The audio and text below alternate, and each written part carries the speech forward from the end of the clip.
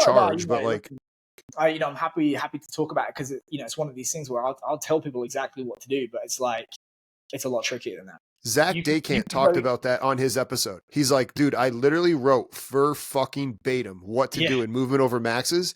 He's yeah, like, I still had people asking me like, well, with this front squat, he's like, the number of people, like I yeah, fucking told them exactly yeah, what to do. So I'll give you he's like, yeah, I yeah. tried writing movements over maxes without telling them exactly what to do. And I realized how hard it was.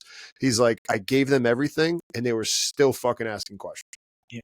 It's the analogy I use is you could go tour Gordon Ramsay's kitchen right now and be like, right, you saw the recipe, get cooking. um, but basically, I think there are some key principles at play, like what I just described to you. You would be shocked at how long it took me to realize, like, LTV, number of customers, Yes. distribution, conversion rate, all this kind of stuff. There are those principles at play that you have to understand. There are some kind of like best practices about how you go about each step of the way. For example, having a platform in place to track how much money does each customer bring into me? How am I converting them? How many people am I reaching? How many, all this kind of stuff. Am I putting my message out there in such a way that it's likely to, sail with the wind of the algorithm?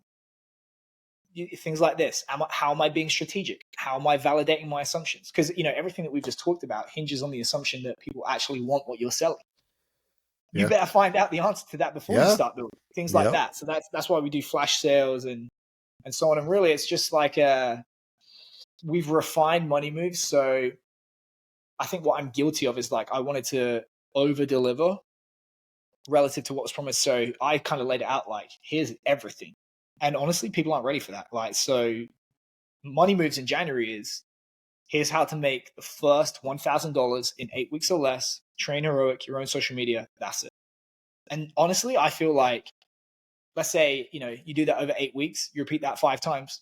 Do most strength coaches make $5,000 in side income a year?